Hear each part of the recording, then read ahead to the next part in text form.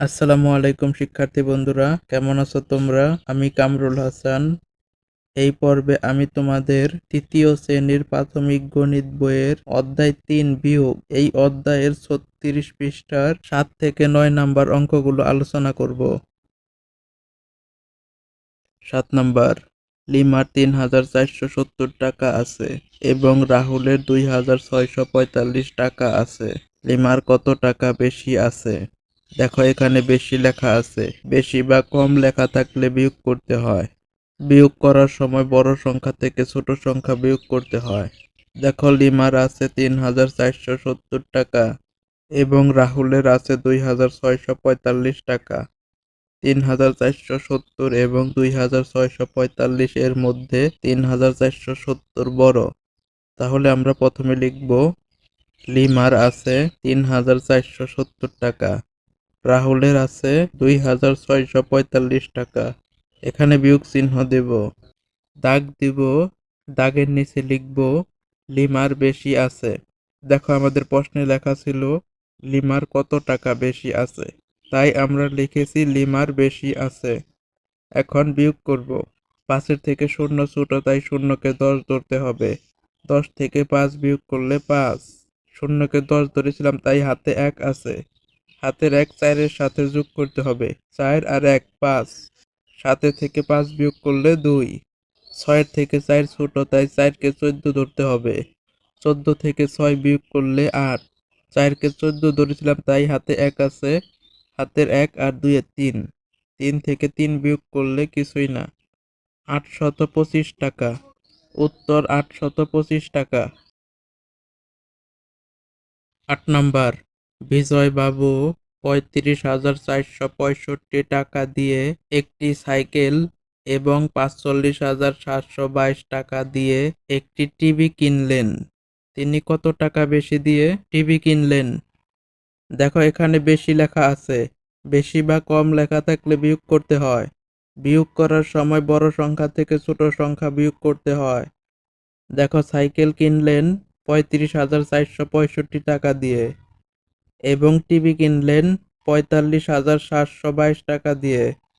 ৩৫,৪৬৫ এবং ৪৫,৭২২ এর মধ্যে ৪৫,৭২২ বড়।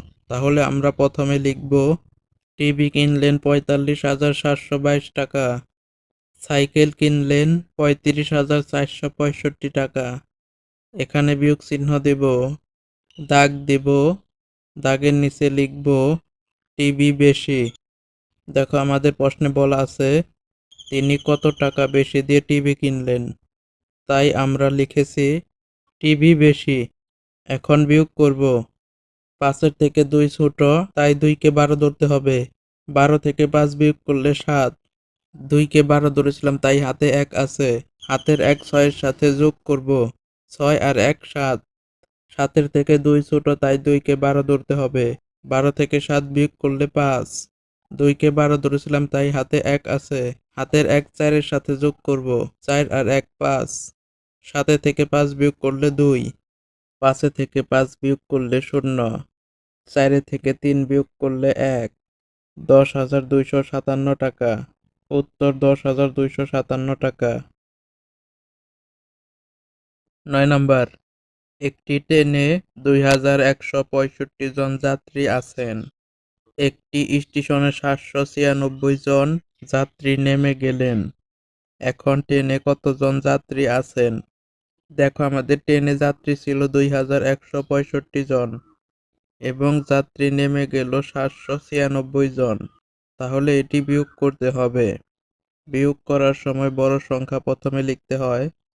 এখানে ২,১৬৫ বড়, তাই আমরা প্রথমে লিখব ট্রেনে যাত্রী আছেন ২,১৬৫ জন।